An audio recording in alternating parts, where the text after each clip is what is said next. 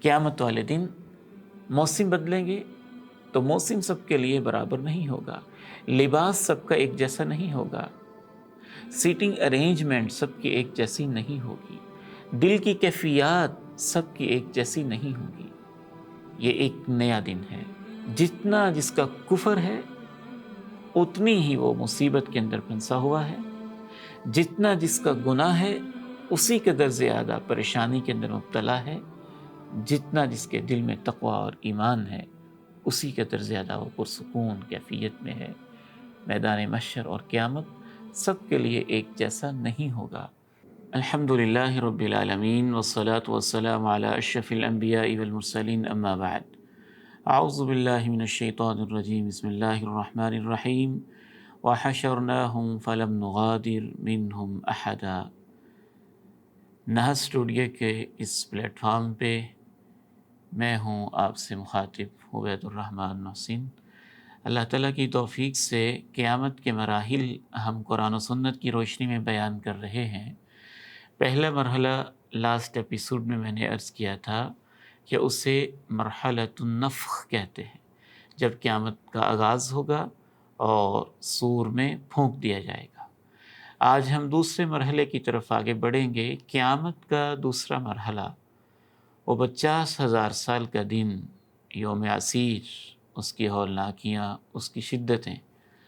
اللہ مجھے اور آپ کو اس سے محفوظ فرمائے، پریشانیوں سے، اور امن و سکون و طمانینت نصیب فرمائے۔ دوسرا مرحلہ مرحلۃ الحشر ہوگا۔ الحشر کا معنی ہوتا ہے جمع کرنا، اکٹھا کرنا۔ قرآن و سنت میں حشر کے الفاظ 4 مقامات پر، 4 مواقع پر استعمال کیے گئے ہیں، یعنی 4 قسم کے حشر ہیں۔ سورہ حشر میں حشر یعنی جمع اور اکٹھا کرنا، اللہ کے پیارے نبی علیہ السلام نے جب اہل کتاب کو مدینہ منورہ سے جلا وطن کیا اور سرزمین شام کی طرف، تو اسے پہلا حشر کہا گیا ہے۔ دوسرا حشر بھی دنیا میں جس کے لیے قرآن و سنت میں لفظ استعمال ہوا ہے وہ یہ ہے کہ ایک آگ ہوگی جو لوگوں کو سرزمین محشر میں، ارض شام میں جمع کرے گی۔ چونکہ ہم قیامت کو ڈسکس کر رہے ہیں تو قیامت میں 2 حشر ہوں گے۔ جب انسانوں کو قبروں سے اٹھایا جائے گا تو اسے ارض محشر میں ہر انسان کو وہاں پہ جمع کیا جائے گا۔ وَحَشَرْنَاهُمْ فَلَمْ نُغَادِرْ مِنْهُمْ أَحَدًا، ہم انہیں اکٹھا کریں گے اور کسی کو نہیں چھوڑیں گے۔ سرزمین محشر اکثر علماء و محدثین کے مطابق اور اللہ کے نبی علیہ السلام کی حدیث طیبہ کے مطابق بیت المقدس کی سرزمین ہوگی، شام کی سرزمین ہوگی، وہ سرزمین جہاں کثیر تعداد میں انبیاء کرام تشریف لاتے رہے، جہاں حق و باطل کے بڑے بڑے معرکے برپا ہوتے رہے، اس سرزمین میں انسانوں کو جمع کیا جائے گا۔ یہ قیامت کا پہلا حشر ہوگا۔ وہاں سے ان کو سرزمین موقف کی طرف، یعنی جہاں اللہ نے حساب کے لیے نازل ہونا ہے، اس زمین کو بدل کے ایک نئی زمین جو اللہ قیامت کے حساب کے لیے زمین بنائیں گے، اللہ جانتا ہے کہ کس طرح سے تبدیل کر کے ایک نئی زمین کو بنا دیا جائے گا۔ یوم تبدل الارض غیر الارض والسماوات وبرزوا للہ الواحد القہار۔ رسول اللہ صلی اللہ علیہ وسلم نے اس زمین کی تفصیل اس طرح سے بتائی کہ قرصۃ نقی، جیسے آٹے کا ایک پیڑا ہوتا ہے یا ایک ایسی روٹی ہوتی ہے جو بالکل صاف شفاف ہو، وہ اس طرح کی سرزمین ہوگی، سفید رنگ کی اور سرخی مائل۔ اسے ارض موقف کہا جاتا ہے، جہاں حساب و کتاب کے لیے انسان جمع ہوں گے اور اللہ تعالیٰ تشریف لائیں گے۔ تو قیامت کا ایک حشر یہ ہوگا کہ ان کو، انسانوں کو سرزمین محشر میں جمع کیا گیا، سرزمین محشر سے ارض موقف میں جمع کیا گیا، اور ایک آخری حشر قیامت میں اکٹھ ہوگا کہ جب فیصلے ہو جائیں گے، جنتیوں نے جنت میں جانا ہوگا، جہنمیوں نے جہنم میں جانا ہوگا، تو اس وقت اللہ تعالیٰ ان کو گروہ در گروہ جمع کریں گے، جہنمیوں کو جہنم میں داخل کیا جائے گا اور جنتیوں کو جنت میں پروٹوکول کے ساتھ بھیجا جائے گا اور روانہ کیا جائے گا۔ نحشر المتقین الی الرحمن وفدا۔ آگے بڑھتے ہیں کہ جب اللہ تعالیٰ سرزمین محشر میں اور وہاں سے پھر زمین موقف میں اور عرض حساب میں انسانوں کو جمع کریں گے اور 50,000 سال کا دن ہوگا تو ان کی کیفیات بڑی مختلف ہوں گی۔ چہرے ان کے کیسے ہوں گے؟ قرآن مجید تذکرہ کرتا ہے وَعَنَتِ الْوُجُوهُ لِلْحَيِّ الْقَيُّومِ، سب چہرے اس زندہ ہستی کے لیے جو کائنات کا منتظم ہے اس کے سامنے جھکے ہوئے ہوں گے۔ کچھ چہرے روشن اور تابناک ہوں گے اور کچھ چہرے سیاہ اور تاریک ہوں گے۔ یوم تبیض وجوہ وتسود وجوہ، وجوہ یومئذ ناظرہ الی ربها ناظرہ ووجوہ یومئذ باسرہ تظن ان یفعل بها فاقرہ۔ کچھ چہرے تر و تازہ ہوں گے اور کچھ چہرے مرجھائے ہوئے ہوں گے۔ آنکھوں کی کیا کیفیت ہوگی؟ خشعن ابصارهم یخرجون من الاجداث کأنہم جراد منتشر، سورہ قمر۔ ان کی نگاہیں جھکی ہوں گی اور کبھی زیادہ خوف اور خشیت کی وجہ سے پھٹی ہوں گی۔ فَإِذَا بَرِقَ الْبَصَرُ، یوں سیاہی اور سفیدی آنکھوں کی اندر ہی اندر گھوم رہی ہوگی۔ قلوب یومئذ واجفہ، کیونکہ ان کے دل ڈرے ڈرے سہمے سہمے ہوں گے۔ انسانوں کو سرزمین محشر اور سرزمین موقف میں جب اللہ تعالیٰ جمع کر رہے ہوں گے تو وہاں ان کی صف بندی کی جائے گی۔ وَعُرِضُوا عَلَىٰ رَبِّكَ صَفًّا لَقَدْ جِئْتُمُونَا كَمَا خَلَقْنَاكُمْ أَوَّلَ مَرَّةٍ بَلْ زَعَمْتُمْ أَن لَّن نَّجْعَلَ لَكُم مَّوْعِدًا۔ پکارنے والا ان کو پکار رہا ہوگا اور سب اسے فالو کر رہے ہوں گے اور ان کی زبانوں پہ یوں جیسے تالے لگے ہوں، سب خاموش ہوں گے۔ یومئذ یتبعون الداعی لا عوج لہ وخشعت الاصوات للرحمن فلا تسمع الا ہمسا، سب آوازیں دبی اور سہمی ہوں گی، کھسر پھسر کے سوا تم کچھ نہیں سن پاؤ گے۔ کبھی کبھی جب اللہ کی اجازت ہوگی تو وہ بولتے بھی ہوں گے، بالعموم خاموش ہوں گے۔ ھذا یوم لا ینطقون ولا یؤذن لہم فیعتذرون، کبھی گھبراہٹ میں بولیں گے اور انسان کہیں گے یقول الانسان یومئذ این المفر، میں جاؤں تو کہاں جاؤں، بھاگوں تو کہاں بھاگوں۔ کبھی حسرت اور ندامت کے بھی بولتے ہوں گے، کیونکہ 50,000 سال کا دن ہے۔ کبھی ان پہ خاموشی طاری ہوگی، کبھی گھبراہٹ میں بولتے بھی ہوں گے۔ مختلف قسم کی یہ کیفیات ہوں گی۔ مزید یہ ہے کہ یہ کیفیات سب کے لیے برابر اور یکساں نہیں ہوں گی۔ قیامت والے دن موسم بدلیں گے تو موسم سب کے لیے برابر نہیں ہوگا، لباس سب کا ایک جیسا نہیں ہوگا، سیٹنگ ارینجمنٹ سب کی ایک جیسی نہیں ہوگی، دل کی کیفیات سب کی ایک جیسی نہیں ہوں گی۔ یہ ایک نیا دن ہے، حساب کا دن ہے، بدلے کا دن ہے، جزا کا دن ہے، الفصل فیصلے کا دن ہے، القضاء ججمنٹ کا دن ہے۔ آج کسی پہ ذرہ برابر ظلم نہیں کیا جانا ہے، جیسے جیسے اس کے اعمال ہیں، اس کا لباس، اس کی سٹنگ، اس کی چال، اس کا وہاں پہنچنا اور حاضری، سب کچھ اعمال کے مطابق ہوگا۔ اور اس طرح سے ان کی کیفیات آپس میں بہت زیادہ مختلف ہوں گی۔ کفار کی کیفیات اور ہوں گی، فجار اور فساق گناہگار کی کیفیات اور ہوں گی، اور الصادقین المومنین ان کی کیفیات اور ہوں گی۔ ان میں سے چند ایک کیفیات جو قرآن مجید نے بیان کی ہیں وہ میں آپ کے سامنے پیش کیے دیتا ہوں۔ کفار کے بارے میں اللہ تعالیٰ نے بڑی تفصیل کے ساتھ بیان کیا ہے کہ ان کی کیفیت کس طرح سے ہوگی اور ان کا عالم کیا ہوگا۔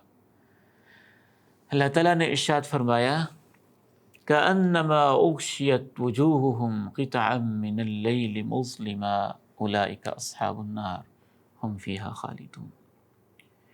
ان کے چہرے یوں ہوں گے جیسے اندھیری رات کے ٹکڑے کاٹ کاٹ کے رکھے ہوں.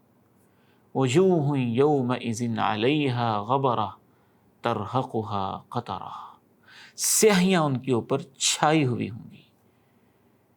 یا حسرۃ علی ما فرطت فی جنب اللہ وان کنت لمن الساخرین، ہائے میری بدبختی، افسوس، میں اللہ کی جناب میں کیا کیا کوتاہیاں کرتا رہا، میں تو زندگی کو مذاق ہی سمجھتا رہا. یہ ان کا بول ہوگا. چہرے اتنے سیاہ اور تاریک ہوں گے اور اوپر سے ان کو ڈانٹ پڑ رہی ہوگی.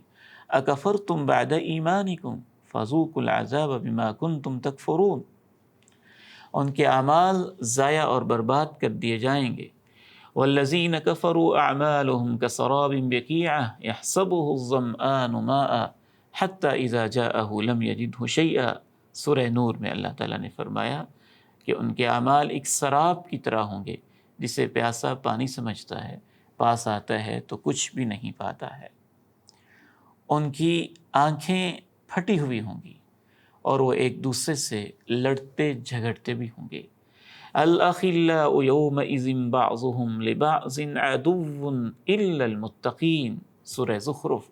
سب جگری دوست ایک دوسرے کے دشمن بنے ہوئے ہوں گے، وہ جنہوں نے عالم اسلام پہ طرح طرح کے ظلم ڈھائے، جنہوں نے اس عارضی دنیا کے اندر بڑی یونٹی دکھائی اور بڑے یونین بنائے اور کفر اور ظلم پہ اکٹھے ہوتے رہے اور ظلم و ستم کی نئی نئی مشقیں کرتے رہے، وہ سب ایک دوسرے کے دشمن ہوں گے.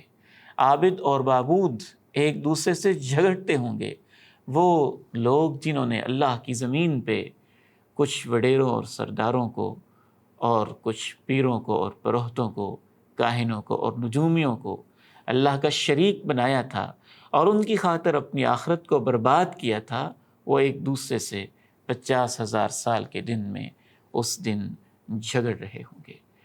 وَيَوْمَ يَحْشُرُهُمْ وَمَا يَعْبُدُونَ مِن دُونِ اللَّهِ فَيَقُولُ وَأَنْتُمْ أَضْلَلْتُمْ عِبَادِي هَؤُلَاءِ أَمْ هُمْ ضَلُّوا السَّبِيلَ. اللہ ان کو جمع کر کے پوچھے گا، ان کو تم نے گمراہ کیا تھا، یہ خود ہی راہ راست سے بھٹک گئے تھے. تو اس طرح کے سوال و جواب بھی ہو رہے ہوں گے. اس کی تفصیل انشاءاللہ حساب کا جو ہم مرحلہ بیان کریں گے اس میں ہم بیان کریں گے. وَبَرَزُوا لِلَّهِ جَمِيعًا فَقَالَ الضُّعَفَاءُ لِلَّذِينَ اسْتَكْبَرُوا إِنَّا كُنَّا لَكُمْ تَبَعًا. کمزور اپنے وڈیروں سے کہتے ہوں گے، ہم تمہارے فالورز تھے. فَهَلْ أَنْتُمْ مُغْنُونَ عَنَّا مِنْ عَذَابِ اللَّهِ مِنْ شَيْءٍ. آج اللہ کے عذاب سے کچھ تم ہمیں کمی کروا سکتے ہو؟ قالوا لو هدانا اللہ لہدیناکم.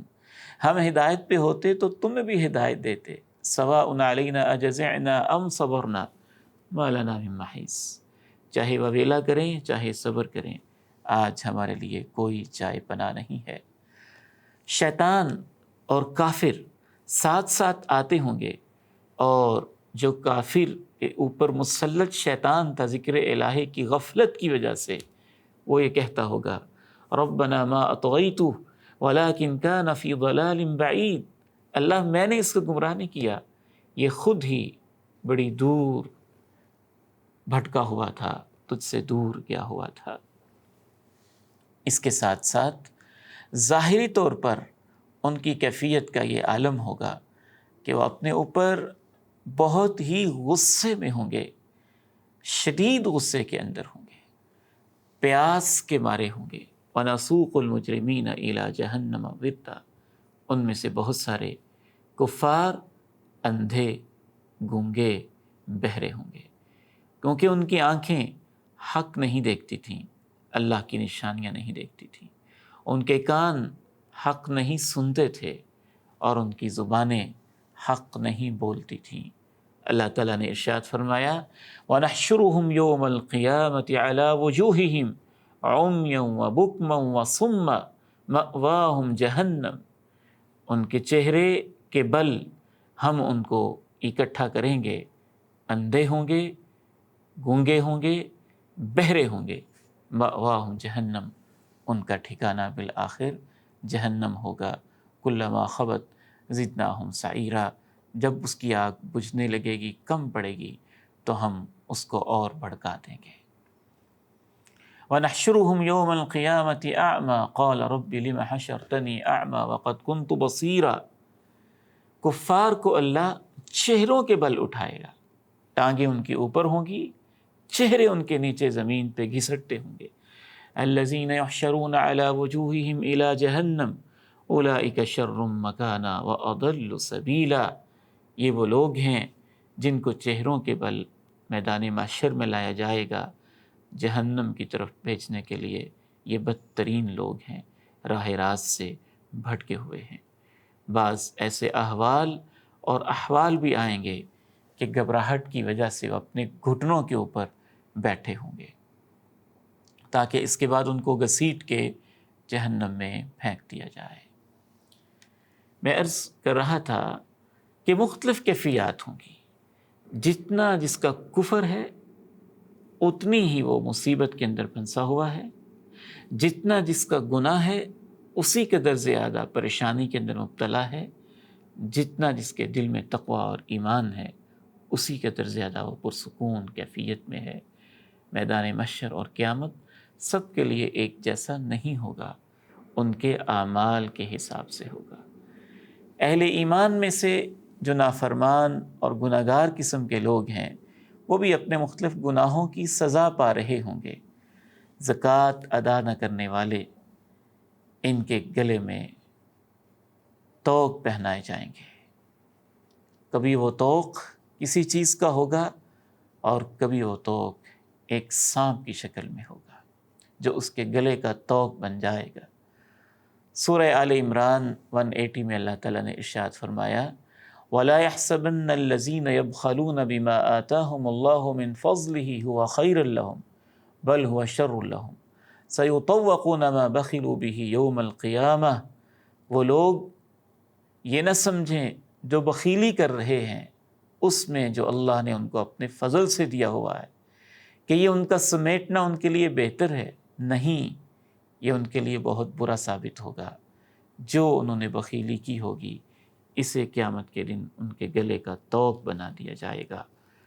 اللہ ہی آسمان و زمین کا وارث ہے اور اللہ تمہارے اعمال سے باخبر ہے۔ رسول اللہ صلی اللہ علیہ وسلم نے ارشاد فرمایا من آتاہ اللہ مالا فلم یؤد زکاتہ مثل له ماله یوم القیامة شجاعا اقرع له زبیبتان۔ جو شخص کو اللہ نے مال دیا پھر اس نے اس کی زکوٰۃ نہ ادا کی تو اس کے مال کو اللہ ایک گنجے سانپ کی شکل میں اس کا طوق بنا دیں گے، اور اس سانپ کے 2 آنکھوں کے اوپر نقطے لگے ہوں گے۔ ثم یأخذ بلحظمتیہ، وہ اس کے گلے میں لپٹ کے اس کی باچھوں کے ساتھ اس کو پکڑے گا اور کہے گا انا مالک انا کنزک، میں ہوں تیرا مال، میں ہوں تیرا خزانہ۔ یہ وہ لوگ تھے جو زکوٰۃ ادا نہیں کرتے تھے۔ اگر سونے چاندی کے اندر کسی کے اوپر زکوٰۃ فرض ہے اور وہ ادا نہیں کرتا ہے تو قرآن مجید یہ بیان کرتا ہے کہ سونے چاندی کو پگھلا پگھلا کے ان کی پیشانیوں پہ اور ان کے پہلوؤں پہ اور ان کی کمر پہ ان کو داغا جائے گا۔ یوم یحمى علیہا فی نار جہنم فتکوی بہا جباہہم وجنوبہم وظہورہم ھذا ما کنزتم لانفسکم فذوقوا ما کنتم تکنزون۔ سورہ توبہ آیا 35 میں اللہ تعالیٰ نے اس سزا کو بیان کیا کہ وہ لوگ جو یکنزون الذہب والفضہ، سونا اور چاندی جمع رکھتے ہیں، ولا ينفقونها فی سبیل اللہ، اللہ کی راہ میں خرچ نہیں کرتے یعنی زکوٰۃ نہیں دیتے، فبشرہم بعذاب علیم، ان کو دردناک عذاب کی مبارک ہو۔ یوم یحمى علیہا فی نار جہنم، جس دن ان کے سونے اور چاندی کو نار جہنم میں گرم کیا جائے گا، فتکوی بہا جباہہم، ان کی پیشانیوں کو داغا جائے گا، وجنوبہم، ان کی جو سائیڈز ہیں اور پہلو ہیں ان کے اوپر داغا جائے گا، وظہورہم، اور ان کی جو بیک سائیڈ اور کمر ہے اس کو داغا جائے گا، اور کہا جائے گا یہ ہے تمہارا خزانہ، اپنے خزانے کے تم مزے چکھو۔ اللہ تعالیٰ نے اس آیہ مبارکہ کو قرآن مجید میں بیان کیا، اور رسول اللہ صلی اللہ علیہ وسلم نے اس کی وضاحت میں یوں ارشاد فرمایا: ما من صاحب ذهب ولا فضة لا يؤدي منها حقها، جو بھی سونے اور چاندی کا مالک اس میں سے غریبوں کا حق ادا نہیں کرتا، یعنی زکوٰۃ ادا نہیں کرتا، جب قیامت کا دن ہوگا صفحت له صفائح من نار، تو اس کے سونے اور چاندی کو آگ کے اوپر سکوں میں مختلف خاص انداز کے اندر ڈال دیا جائے گا۔ وَأُحْمِيَ عَلَيْهَا فِي نَارِ جَهَنَّمَ، نار جہنم میں انہیں گرم کیا جائے گا۔ فَيُكْوَى بِهَا جَنْبُهُ وَجَبِينُهُ وَظَهْرُهُ، اس کا پہلو، اس کی پیشانی اور اس کے کمر کو داغا جائے گا۔ كُلَّمَا بَرَدَتْ أُعِيدَتْ لَهُ، جب بھی وہ ٹھنڈے پڑنے لگیں گے دوبارہ ان کو گرم کیا جائے گا۔ فِي يَوْمٍ كَانَ مِقْدَارُهُ 50,000 سنة حَتَّى يُقْضَى بَيْنَ الْعِبَادِ، 50,000 سال کے دن میں اس کو یہی عذاب دیا جائے گا، یہاں تک کہ اللہ بندوں کے درمیان فیصلہ کر دیں۔ فَيَرَى سَبِيلَهُ إِمَّا إِلَى جَنَّةٍ وَإِمَّا إِلَى نَارٍ، تو وہ اپنا راستہ دیکھے گا یا جنت کی طرف یا پھر جہنم کی طرف۔ یہ صحیح مسلم کی حدیث ہے۔ بعض وہ لوگ ہوں گے جنہوں نے دنیا میں خیانت کی ہے، کرپشن کی ہے، اپنے عہدوں میں، بیت المال میں، مسلمانوں کے اجتماعی مال میں، جس کو آج کی اس دنیا میں معمولی سمجھا جاتا ہے۔ اور میں حیران ہوتا ہوں کہ امت مسلمہ قیامت پر ایمان رکھتے ہوئے آخر اس کرپشن کی لعنت میں کس قدر مبتلا ہو چکی ہے، جبکہ رسول اللہ صلی اللہ علیہ وسلم نے دو ٹوک ارشاد فرمایا: دیکھو اے میری امت کے لوگوں، قیامت کے دن میں تمہیں ایسے نہ پاؤں کہ کوئی ایک شخص آئے علی رقبتہ شاہ، اور اس نے اپنی گردن کے اوپر ایک بکری اٹھائی ہو، لہا ثغا، وہ ممیا رہی ہو۔ میں تمہیں ایسے نہ پاؤں کہ قیامت کے دن اے میرے امتیو تم میرے پاس آؤ، علی رقبتہ فرس، اس نے اپنی گردن پہ ایک گھوڑے کو اٹھایا ہو، لہو ہمہمہ، وہ ہنہنا رہا ہو، اور وہ مجھے کہہ رہا ہو: یا رسول اللہ اغثنی، اے اللہ کے رسول میری مدد کیجیے نا۔ فاقول لا املک لک شیئا، آج تیرے لیے میں کچھ نہیں کر سکتا، وقد ابلغتک، میں نے تمہیں یوم حساب اور دین کا پیغام پہنچا دیا تھا۔ کہیں ایسے نہ ہو اے میری امت کے لوگوں کہ میں تم میں سے کسی کو پاؤں علی رقبتہ بعیر، کہ اس نے اپنی گردن کے اوپر اونٹ اٹھایا ہوا ہو، لہو رغا، اور وہ اونٹ بلبلا رہا ہو، اور وہ مجھے کہے: یا رسول اللہ اغثنی، اے اللہ کے رسول میری مدد کیجئے، تو میں کہوں گا: لا املک شیئا، آج میرے پاس کوئی اختیار نہیں، میں نے تمہیں پیغام پہنچا دیا تھا۔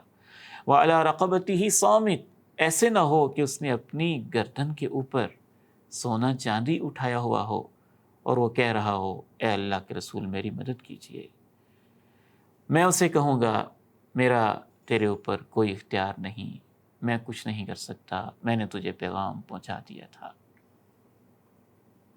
کہیں ایسے نہ ہو کہ اس نے اپنی گردن کے اوپر کپڑے اور لباس اٹھائے ہوں اور وہ مجھے کہتا ہو کہ میری مدد کیجئے، تو میں کہوں گا: میرے پاس تیرے لیے کچھ نہیں ہے، میں نے تمہیں پیغام پہنچا دیا تھا۔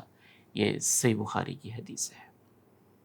اس میں رسول اللہ صلی اللہ علیہ وسلم نے جن چیزوں کا نام لیا، ایک ایک چیز کا نام لیا، آپ نے بکری کا نام لیا، گھوڑے کا نام لیا، اونٹ کا نام لیا، سونے چاندی کا نام لیا، کپڑوں کا نام لیا۔ یہی وہ چیزیں ہیں جو اس دور کے اندر انسان اجتماعی مال میں سے خیانت کرتا تھا اور اس انداز سے وہ کرپشن کرتا تھا۔ آج کے دور کے حساب سے جو انسان آج کے حساب سے خیانت کر رہا ہے، اس نے اپنی خیانت شدہ چیزیں اپنے گردن پہ اٹھائی ہوں گی۔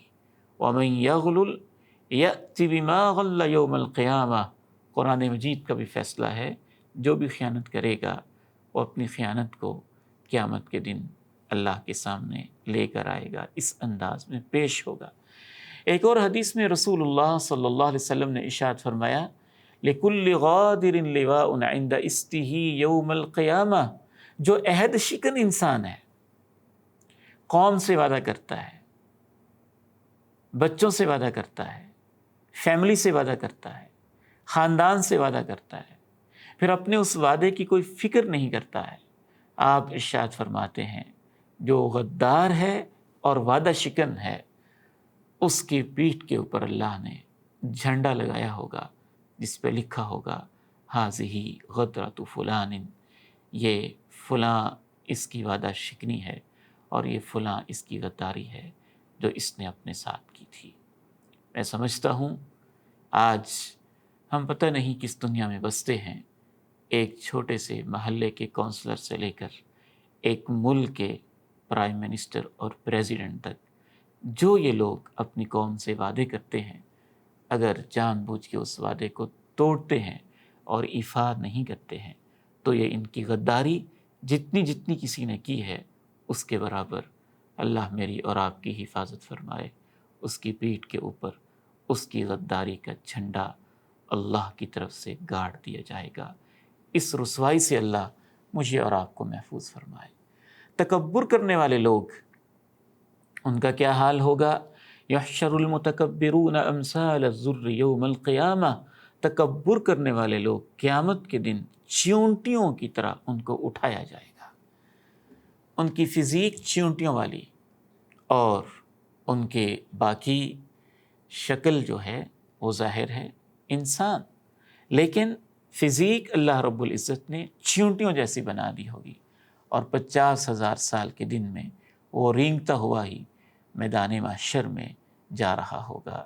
یغشاہم الذل من کل مکان، ہر طرف سے ذلت اس کے اوپر چھائی ہوئی ہوگی، حتیٰ کہ نام میں بھی تکبر کو اللہ کے رسول علیہ الصلاۃ والسلام نے پسند نہیں کیا ہے۔ آپ نے ارشاد فرمایا اخنع اسم عند اللہ یوم القیامہ رجل تسمى ملک الاملاک، بدترین نام اس شخص کا ہے جو اپنے آپ کو شہنشاہ کہلاتا ہے، بادشاہوں کا بادشاہ، لا مالک الا اللہ، اللہ کے سوا تو کوئی بادشاہ نہیں ہے۔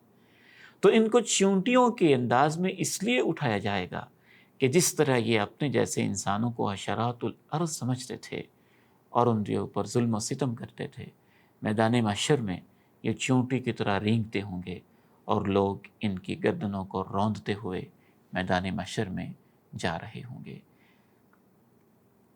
جتنے مالدار لوگ ہیں جو اللہ کی راہ میں خرچ نہیں کرتے ہیں، یہی قیامت کے دن سب سے زیادہ فقیروں کی طرح اٹھائے جائیں گے۔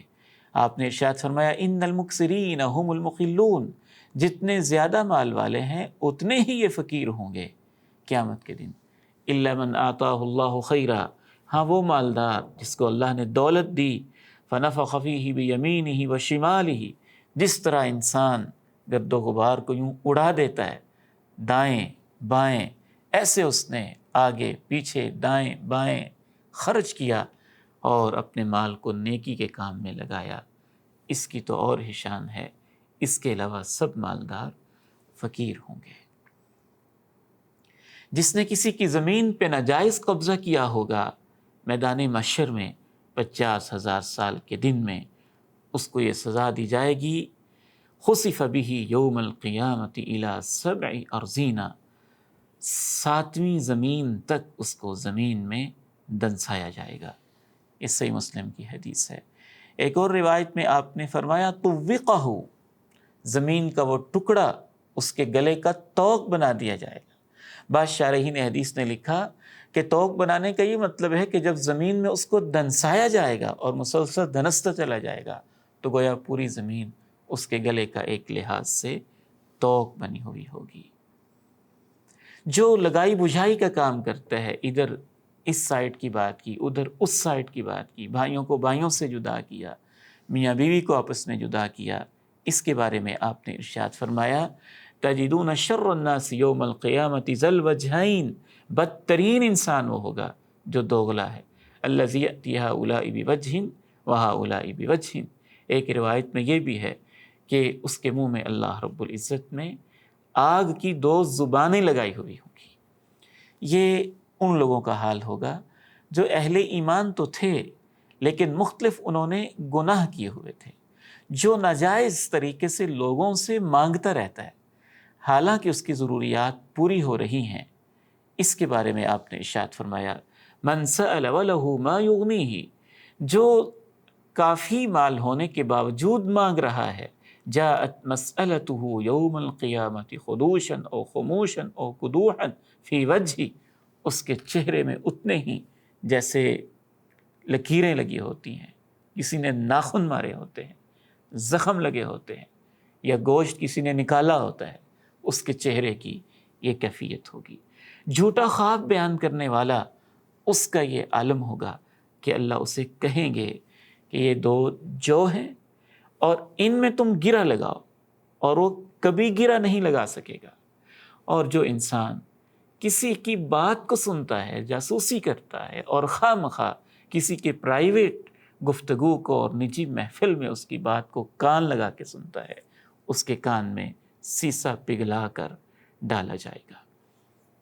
آخر میں آپ کے سامنے عرض کرنا چاہوں گا، وہ لوگ جو تقوی والے ہیں، ایمان والے ہیں، صالحین ہیں، آخرت کے دن کو یاد رکھنے والے ہیں، اللہ کا خوف رکھنے والے ہیں، بڑے ہی سکون میں ہوں گے، اطمینان میں ہوں گے۔ ان کو کہہ دیا جائے گا، یا عباد لا خوف علیکم اليوم ولا انتم تحزنون الذین آمنوا بآیاتنا وکانوا مسلمین، اے میرے بندو، تمہارے سب خوف ختم ہیں اور تمہارے سب غم بھی ختم ہیں۔ الا ان اولیاء اللہ لا خوف علیہم ولا هم يحزنون الذین آمنوا وکانوا یتقون، سن لو، اللہ کے دوستوں پر نہ خوف ہوگا نہ غم، وہ جو ایمان لائے اور جنہوں نے تقوی اختیار کیا، بلکہ ان کے چہرے تر و تازہ ہوں گے، تر و تازہ ہوں گے۔ لا يحزنهم الفزع الاکبر، بڑے سکون اطمینان میں، گھبراہٹ کی کوئی کیفیت ان پہ طاری نہیں ہوگی۔ وتتلقاهم الملائکہ، فرشتے ان کا استقبال کرتے ہوں گے۔ ھذا یومکم الذی کنتم توعدون، ان کے چہرے نورانی اور ان کے چہروں سے نور پھوٹتا ہوگا۔ اما الذین ابیضت وجوہہم ففی رحمت اللہ ہم فیہا خالدون، وجوہ یومئذ مسفرہ، روشن، ضاحکہ، مسکراتے، مستبشرہ، خوش خوش، دلوں میں خوشی کی کیفیت اور چہرے کے اوپر نور کی جھلک، اور اللہ رب العزت کے عرش کا سایہ پانے والے اور مختلف قسم کے اللہ رب العزت ان کی پریشانیوں کو لمحہ بلمحہ ان کی نیکیوں کی وجہ سے دور فرما رہے ہوں گے۔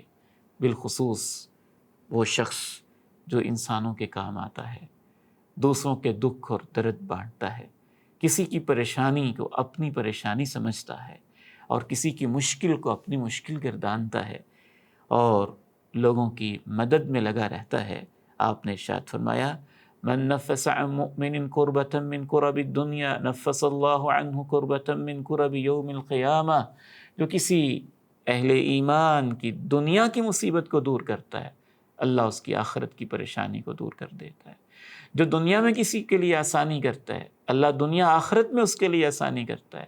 جو کسی مسلمان کی پردہ پوشی کرتا ہے، سترہ اللہ فی الدنیا والآخرہ، دنیا آخرت میں اللہ اس کی پردہ پوشی کرتے ہیں۔